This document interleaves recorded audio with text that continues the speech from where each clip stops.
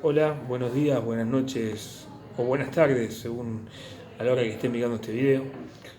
Hoy les voy a explicar rápidamente cómo calcular la matriz de importancias de impactos ambientales. Un poco para arrancar es importante recordar la definición de ambiente, que no solamente es el espacio físico donde se constituyen se emplazan estos proyectos u obras, sino que también se establecen un conjunto de relaciones cuyo impacto de nuestro proyecto va a tener impacto en esas relaciones, por lo cual hay que tenerlas en cuenta a la hora de evaluar el impacto ambiental. Es importante entender que no solamente hay un medio natural, sino que también hay un medio socioeconómico, hay un medio paisajístico, hay un medio urbano, hay un medio rural, y que cada uno de ellos está compuesto por distintos componentes que van a ser impactados por las distintas acciones del proyecto que voy a desarrollar.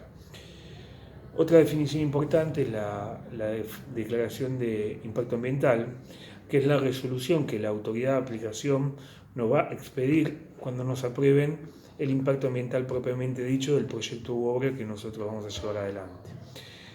Algo importante también es la capacidad de carga, la capacidad de acogida que tiene el sistema, que en definitiva es cuando nosotros evaluamos un proyecto, no es lo mismo hacer un proyecto en medio de un bosque donde su capacidad receptiva es mucho mayor y tiene una capacidad mucho más alta de dar respuesta a cualquier proyecto que hacer un medio totalmente antropizado o generar un vuelco a una laguna que genera un vuelco a un río. ¿Por qué? Porque tiene distintas capacidades de depuración. Algo importante tener en cuenta, las unidades de impacto ponderada son una medida cualitativa que sale a través de medidas que pueden ser cuantitativas o cualitativas. ¿Y por qué es esto? Porque no podemos mezclar, por ejemplo, concentraciones en miligramos litro con niveles socioeconómicos. Son medidas diferentes que las tenemos que integrar de alguna manera. Un ejemplo sencillo, no se pueden mezclar peras con bananas, pero sí podemos establecer una unidad que sea frutas. Bueno, lo que hacemos con las unidades de impacto ponderada es hacer esa unidad fruta donde mezclamos peras con bananas. Después vamos a ver de qué manera se articula esto. Eso es a modo general algunas definiciones de importancia. Vamos a ver que para calcular el impacto tenemos distintas atribuciones, que ahora les voy a hacer un foco de pantalla. Para calcular esta importancia de cada acción sobre cada uno de los componentes, tenemos distintos atributos y una fórmula muy sencilla. Ahora, lo importante es ver cómo hacer el ejercicio de aplicar cada uno de esos componentes. Vamos a tener en principio la naturaleza del impacto, que eso nos va a definir el signo, si es positivo o si es negativo. Quiero decir, a nivel social, por ejemplo, si efectuamos una obra para dar agua potable, obviamente el impacto va a ser positivo. Ahora, en la excavación para llevar esa cañería, para llevar el agua hasta un domicilio, el impacto va a ser negativo sobre el suelo. Entonces, por eso es importante definir cada acción en cada uno de los componentes y atribuirle una naturaleza al impacto, sea positiva o negativa.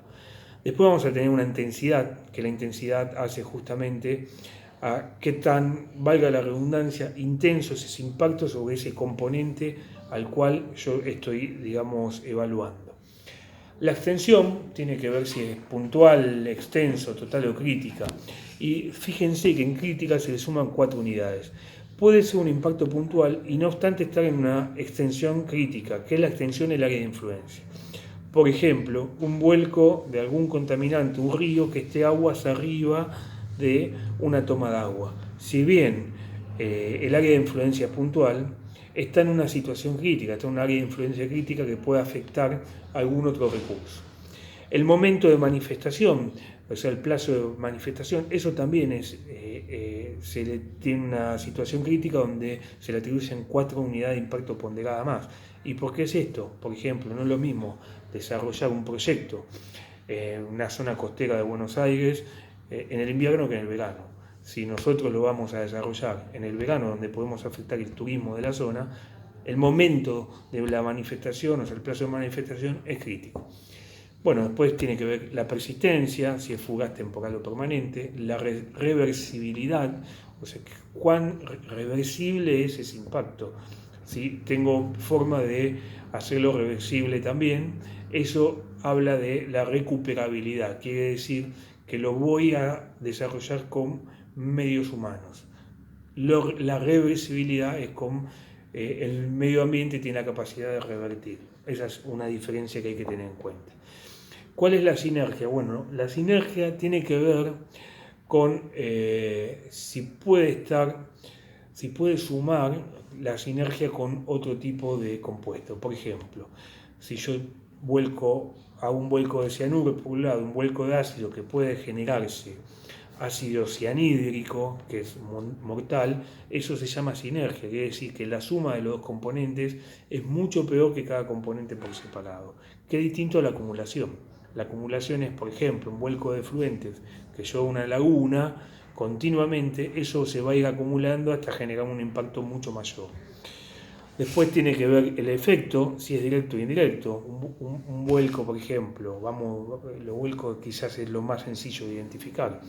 Un vuelco que me afecte una plantación de algo es un impacto directo. Ahora, un vuelco que va a un río, que este río después aguas abajo contamina otra cosa, el efecto en ese caso es indirecto. Y por último, la periodicidad, que tiene que ver con la regularidad de la manifestación. Quiero decir, si yo tengo un vuelco continuo a un lugar, va a ser justamente un vuelco continuo. Si lo voy a hacer en forma de batch, quiero decir, vuelco tantas horas por día, va a ser periódico. Y irregular es cuando, por ejemplo, tengo un proceso productivo descentralizado y genero ese proceso cuando haya una demanda del producto. Entonces, en ese caso voy a tener una irregularidad en el vuelco. Con todo eso, lo que tengo que construir es la importancia del impacto, que pueden ver que es una fórmula sencilla, el más menos que tiene al principio hacia la naturaleza, posteriormente se multiplica 3 por la intensidad, más 2 por la extensión, más el momento, más la periodicidad, más la reversibilidad, más la sinergia, más la acumulación, más el efecto, más la persistencia, más la recuperabilidad. Todo eso hace a cada una de las celdas me va a dar una unidad de impacto ponderado que después me va a permitir comparar con la misma unidad qué tan perjudicial o no o beneficioso es un impacto. Y después van a ver que la matriz esa grande que hoy tienen van a tener distintos valores de estos impactos. Van a tener menores a 25, entre 25 y 50, entre 50 y 75 y mayores a 75. Esto es lo que me va a permitir que aquellos que sean menores a 25 ya en una siguiente fase los puedo descartar de la matriz, porque son datos irrelevantes. Los moderados quizás puedo hacer alguna medida mitigatoria para directamente eliminarlos, y donde tengo que poner el ojo son en los severos y críticos, que la idea es no tener impactos críticos, sino que esos impactos críticos se puedan eliminar. Espero que les haya servido, nos vamos a estar contactando y desde ya aprovecho para saludarlos a todas y a todos. Un fuerte abrazo.